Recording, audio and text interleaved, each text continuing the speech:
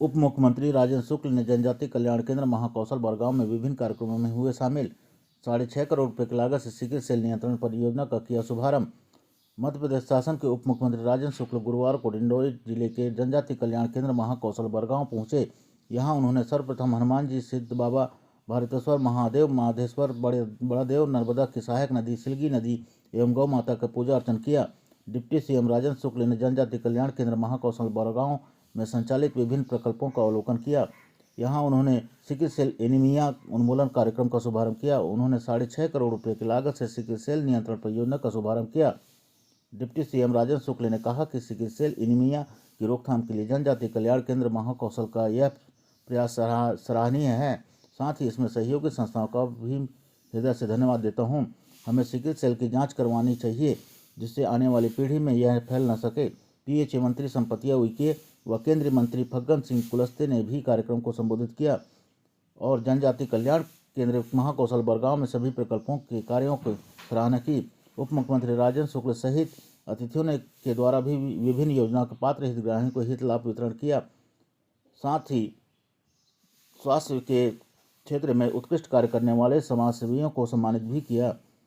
इस दौरान उप मुख्यमंत्री राजेंद्र शुक्ल, केंद्रीय इस्पात मंत्री फग्गन सिंह कुलस्ते, रोग स्वास्थ्य यांत्रिक मंत्री संपतिया उइके, ब्रह्म ऋषि द्वारा मिशन की अध्यक्ष साध्वी ज्ञानेश्वरी दीदी, मध्य प्रदेश उच्च न्यायालय के जबलपुर के महाअधिवक्ता प्रशांत सिंह, सैपुरा विधायक ओम प्रकाश, ध्रुवे, सीहोर विधायक संतोष वरकड़े, एनटीपीसी के उप प्रबंधक उपेंद्र मिश्रा, जनजाति कल्याण केंद्र महाकौशल बड़गांव के अध्यक्ष मनोहर लाल साहू सहित अन्य जनप्रतिनिधि, अधिकारी, कर्मचारी मौजूद रहे।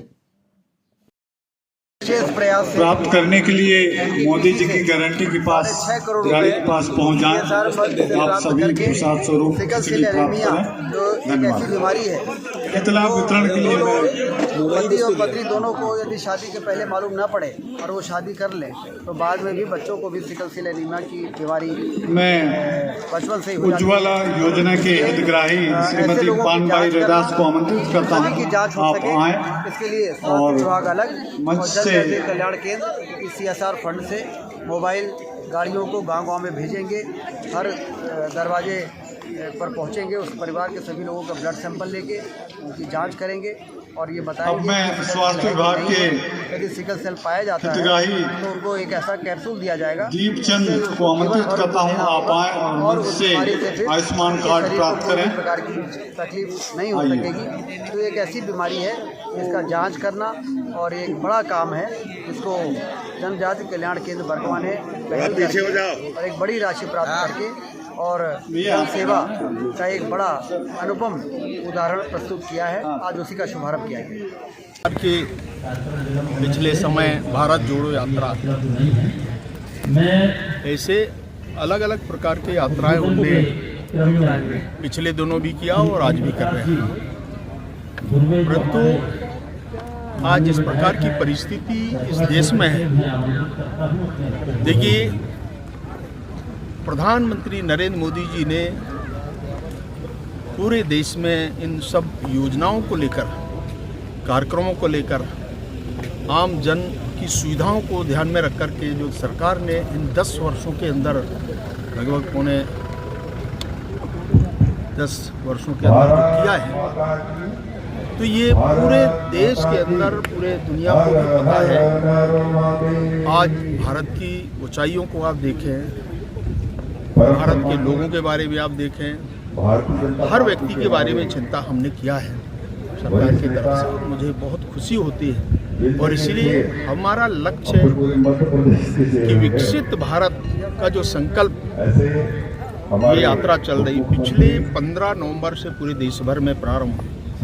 25 जनवरी तक 24 तक ये यात्रा पूरी होगी और अगर आवश्यक पड़े तो इसको थोड़े बहुत बढ़ा सकते हैं। मैंने अनुभव किया, अनेक ऐसे स्थानों में देश के हिस्सों में जाने का अवसर मिला। मैं केरल भी गया था पिछले पहला कार्यक्रम। उस समय भी केरल के अंदर जहां हमारा वार्ड मेंबर नहीं है, वहाँ भी लगभग 500-600 लोग उपस्थित थे एक ग्राम पंचायत के अंदर। तो वो अनुभव, क्योंकि जनता के हित के लिए जो मूलभूत सुविधाएं वो उपलब्ध कराने में नरेंद्र मोदी जी की सरकार ने बहुत सफलतापूर्वक प्रयास किया है। ये हमारी उपलब्धि है और मैं तो कह सकता हूँ इससे बड़ा और कोई पुण्य का काम देश में नहीं हो सकता।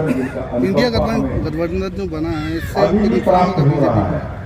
देखिए, पहली बात तो ये है इंडिया गठबंधन ये कितना सफल होता है, कारगर होगा मैं मुझे कह नहीं पाऊंगा मैं अभी, परंतु अलग अलग देखिए मायावती अब इंडिपेंडेंट लड़ने की बात कर रही है। आज उत्तर प्रदेश में मैं कल ही उत्तर प्रदेश से आया हूँ, वहाँ की जनता का मैंने जो भाव देखा है और देश में सरकार बनती है तो उत्तर प्रदेश से, और जैसा अनुभव मैंने किया तो लोग तो ये भी करेंगे पूरे 80 की 80 सीट हम जीत सकते हैं।